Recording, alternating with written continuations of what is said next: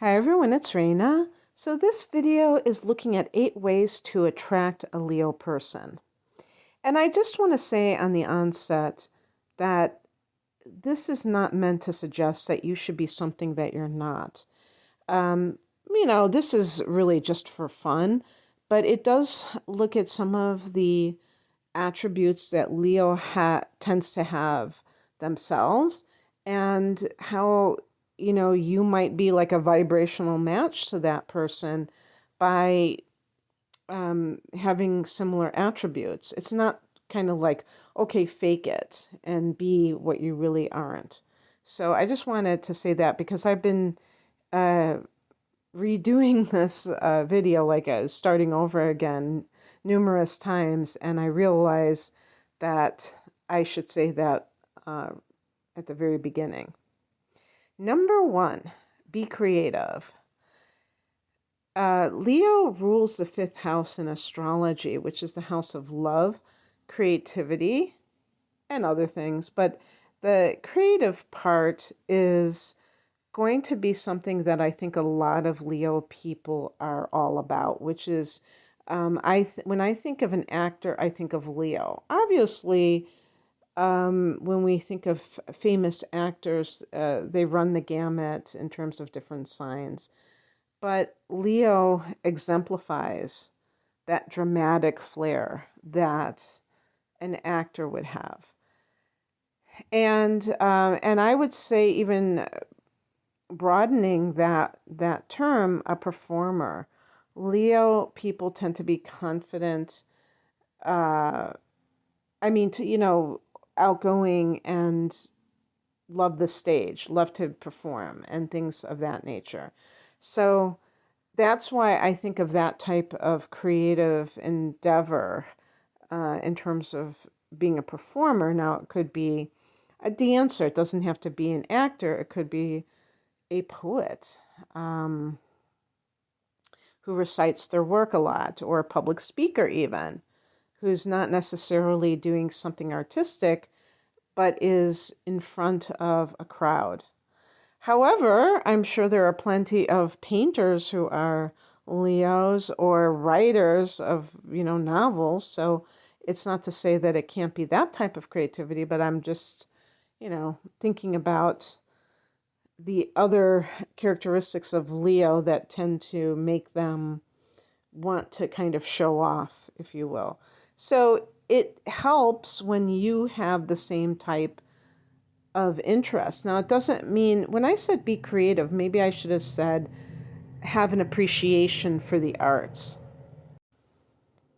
If you can't carry a tune in a bucket, but you do love music, and you're dating a Leo person who likes to go to open mic nights, you could be their biggest cheerleader if you actually have that type of appreciation for the arts. Number 2, be fun. The 5th house that Leo rules is about pleasure, in addition to love and creativity in children.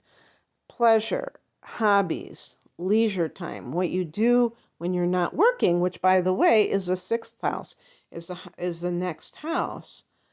And the 5th house is fun. So,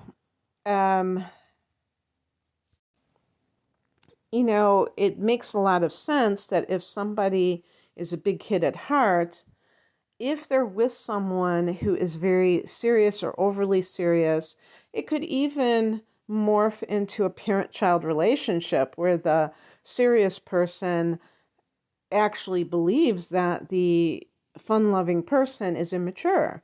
And being a Sagittarian myself, which is a fellow fire sign, the fire signs, which also include Aries, I think they are perceived sometimes as being immature. And there's a difference between being childlike and being childish. And some people don't understand that because maybe their inner child is very wounded. That's another thing. The 5th house can be the inner child. The inner child does not go away at a certain age. I remember one day I was riding my bicycle. I've ridden a bike all my life. I've never had a driver's license. Um, and I probably never will. I can't imagine that I will. And one day a little girl was sitting on her stoop. And at that time, I was probably in my early 30s. Maybe I was, around that age. And this little girl sat on the stoop and she said to me as I rode by, she goes, "You're too old to be riding a bicycle." And there was something within myself that felt a certain woundedness hearing that.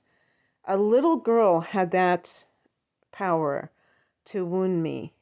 And the reason for that is that I think that even I was going to say suspected, but that I wondered if, it is considered childish to do something like that. Is it not being mature, not driving a car and riding a bicycle, or, an extended adolescence, or whatever you want to call it?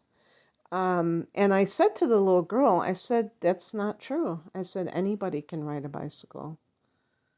And I wanted her to know that, and I think, the sad thing too is that, her childhood probably was cut short for some reason. And that's why, she frowned upon that. So just because she was maybe 8 years old or 10 years old doesn't mean that it would be any different than if she was 30.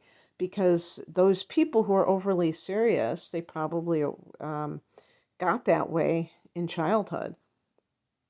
But yeah, so if, being fun just means that you have the capacity to enjoy life, and that you're spontaneous, that you can do things, that you just like think of life as something pleasurable, that it's not just a duty, like a to-do list, an eternal to-do list. Leos can be workaholics, so it's not that they're necessarily lazy or unmotivated, whatever you want to call it, or driven, ambitious. It's simply that maybe you could say they work hard and they play hard. And number 3, this is a kind of an extension of that to some degree. Be positive. Leo people and fire signs in general tend to be positive people.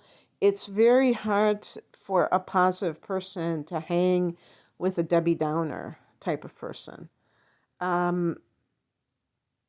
Leos want someone who sees the good in other people and in everything that they're dealing with, being ruled by the sun and thinking about the sun card in the tarot. It has like such a broad reach when it comes to positive things. And so being that type of person to a Leo means that you are matching their vibration. Number 4, be an adoring audience. And I was talking about being creative, but if you're the type of person who gets irritated with somebody who wants to perform constantly, it's probably not a good idea to be with a Leo, because they do tend to require an audience. That's simply because they see the world or life itself as this grand play, and everybody's an actor in that play, and they're in the lead role. So they're going to get the most lines, and they need that audience. That doesn't mean being fawning over that person, being fake in your adoration, but if they are interested in performing, you're willing to indulge them in that. And maybe you really do think that they are talented and you want to cheer them on. And just, I mean, when I say audience, it might just be in like at a party where they are on and they are like the life of the party. If you're the kind of person who is competitive with your partner, or you feel like you are in their shadow, and you just have a natural competitive streak in you, that's going to cause a bit of problem, because it could easily turn into a situation where both of you are trying to outdo each other, and that's not really a good relationship. Sometimes somebody has to kind of take a back seat when it comes to like an extroverted situation. Number 5, be confident. Being confident doesn't mean that you're necessarily extroverted in that way. A person can be an introvert, but be a confident introvert.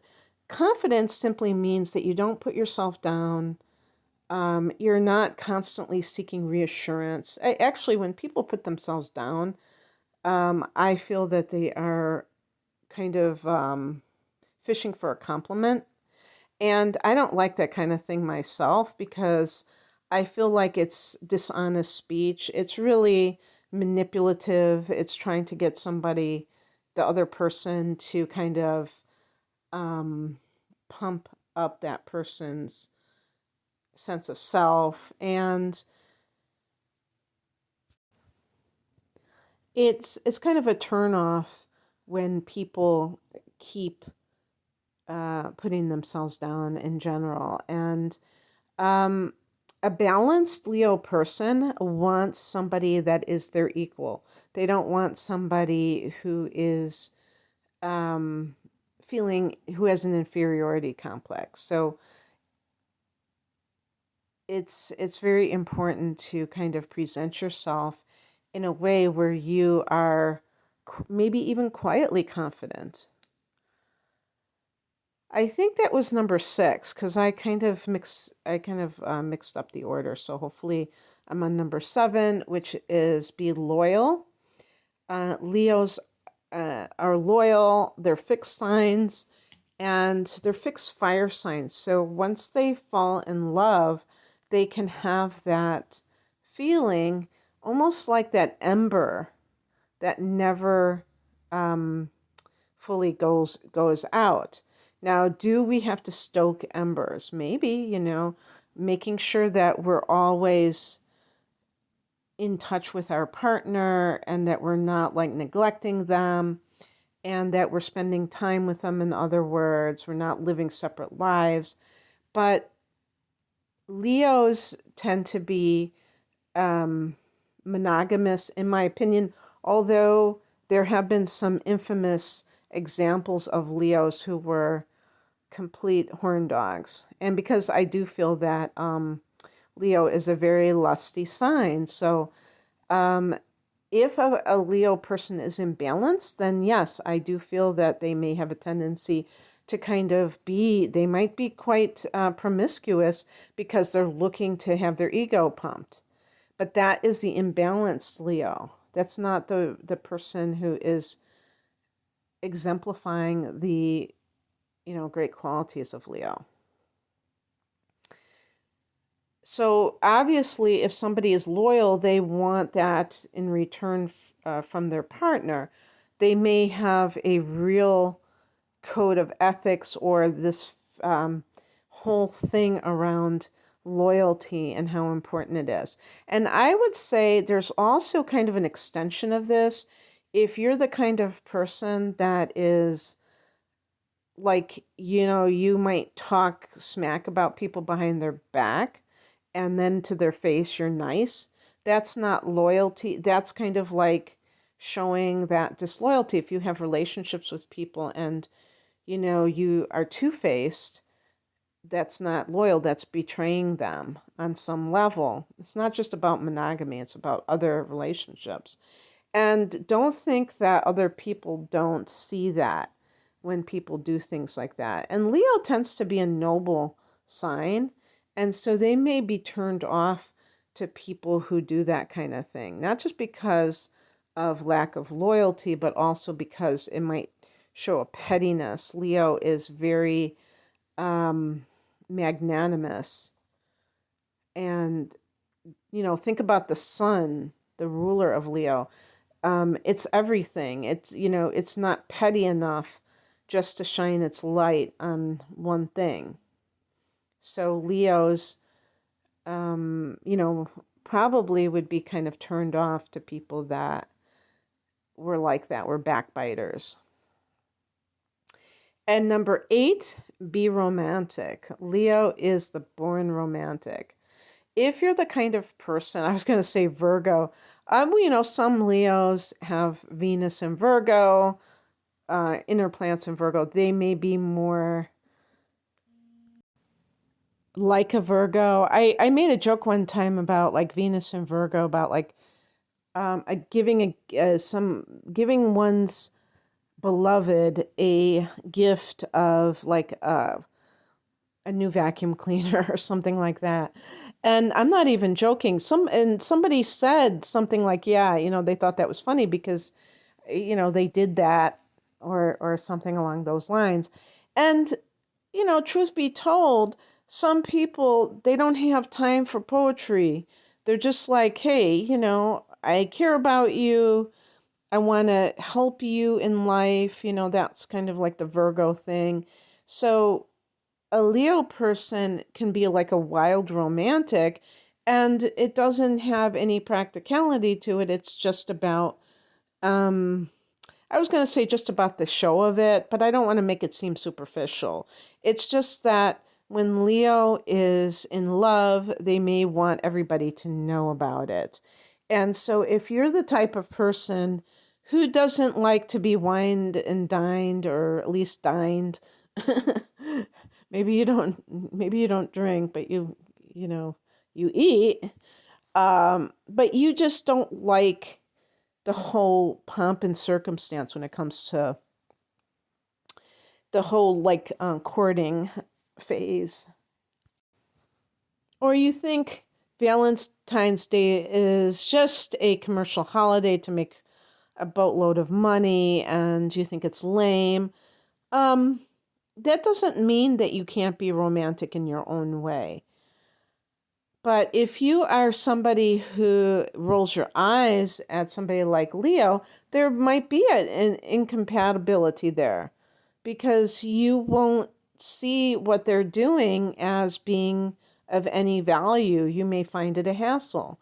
So again, the more authentic you are, the more you will be able to gauge whether or not this Leo person is for you. And I just feel like Leo has a lot of love to give, and they should be with a person who is, appreciative of that. And if you really want to kind of snag that Leo, you're going to have those qualities. Now, again, I'm not saying to be phony to get there, but if you are romantic, don't be shy about it, I guess is the best way of putting it. Okay, that's what I have for you. I hope that this is of assistance. And if you'd like a private reading, the link is below. Take care. Bye.